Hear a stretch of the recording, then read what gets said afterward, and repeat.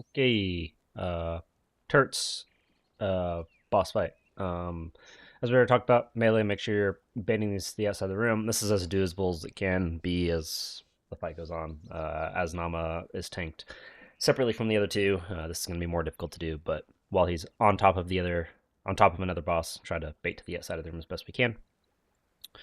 The blinks, these will change, and we'll go over how they're going to change as the fight goes on. But what we would eventually are going to be doing is just like keeping the blink on top of the bosses and just eat all the damage in heroic because past this first week it probably won't matter. Hell, it probably doesn't even matter this week. But for the sake of just being safe, we will just do it this way this week.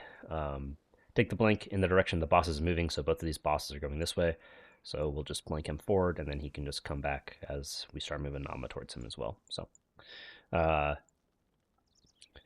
we're going to feed Nama first, which is the Turt Stomps. 1, 2, 3. Put him in the center of the room, just like how we've done it normal. Nothing different there. While this is happening, we are just have Nama on Gebdog at this point in time.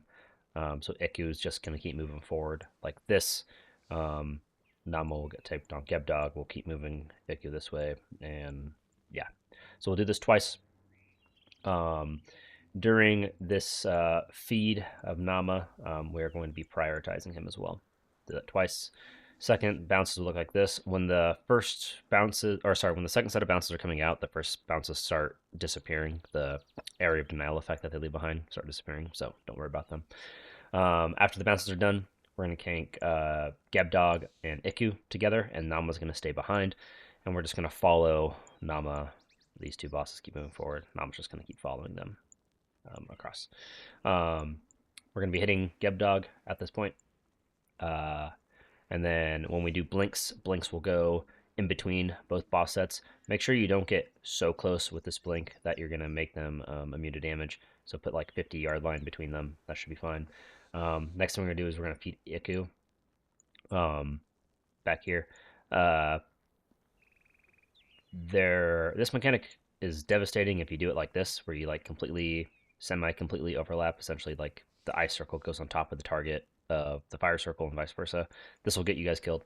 Do it this way. You can slightly overlap the circles like that, how it's shown there. Just don't overlap into the person that the circles are on. Clear your circles by stepping in the opposite affinity that you had. Ice goes on melee. Excuse me. Ice goes on melee DPS as well as one of the tanks. Fire goes on range DPS. Go to the opposite to clear. At this point, Nama and Gebdog are tanked on top of each other. And as soon as we do feed Iku and he becomes a non-friendly mob, we're going to swap Nama and Iku like this.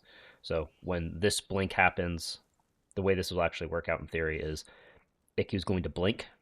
When that blink happens, you're going to take Nama away. You can either go forward or to the center and then back behind. Either way is fine. And then Iku, after that blink, will come and join Gebdog. We'll do it that way. So at this point, we're hitting Nama for damage. Or sorry, I said this completely backwards. Iku is going to come back here. Nama's going to be staying back here. Or with Gebdog. Hit Nama. Sorry, I know I completely butchered that. Essentially, Iku's by himself. Once he gets fed, Nama and Gebdog are together. That's the biggest thing. Do the double fire knife circles. After it's done, we're going to put Nama and Iku together. At this point, they should have about the same amount of health, and Gebdog should be the lowest health pool of them all. Blinks are going to go behind. Then we do feed Gebdog. First bomb will go wherever Gebdog is in front of us. Bait these mushrooms around us. Do not touch them yet.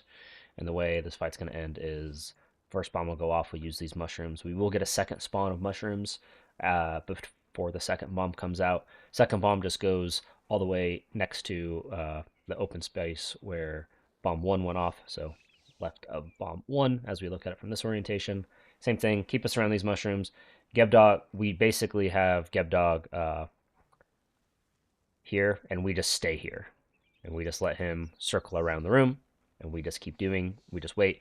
We do both of these mushroom bounces at the same location, so we're not moving for quite a while here, tanks.